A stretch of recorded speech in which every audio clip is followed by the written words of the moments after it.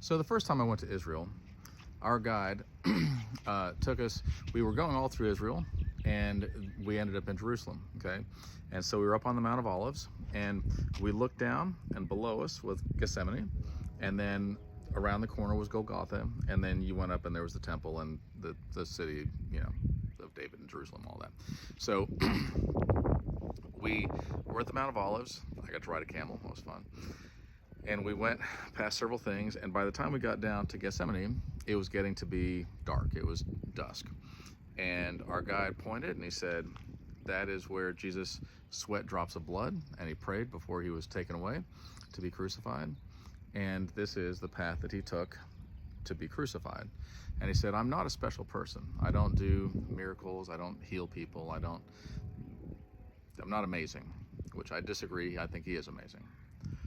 Nevertheless, he said, I saw in my mind's eye something going on along this path. And it moved me, and it changed my life. And he said, he saw Jesus beaten, carrying the cross, and fell down after being mocked and bloody. And the weight of it was on him. And in his mind, he thought, I can't go on. I have nothing left in the tank. There's nothing left to give. I don't have the strength to lift my head up. I can't make it all the way over there so that I can then be crucified. I'm done. And he said, but then he saw a face, and it was my face. And he said, but I have to go on, because if I don't, then Stan won't make it.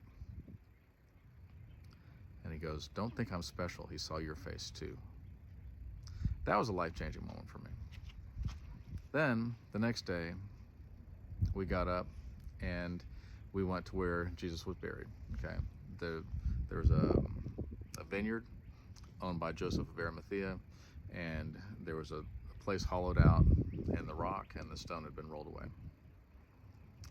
And I took a lot of pictures and videos while I was there, because I like to share my experience with people that can't afford to go or don't have the time or the physical whatever it takes. And so there was a very long line to get in, and I got in there, and it was a very small tomb. Okay, there's not a bunch of space or anything like that. It was short and pretty small, and there's another small room where he had been laid down on like a stone bench sort of a thing.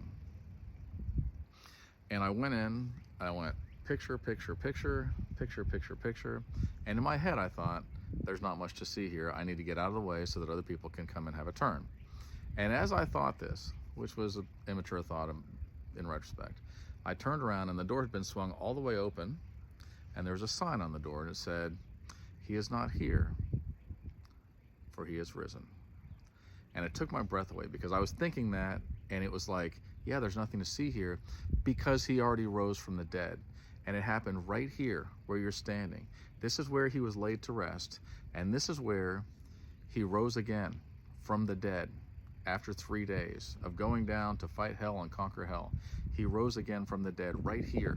Yeah, there's nothing to see here, because he is risen.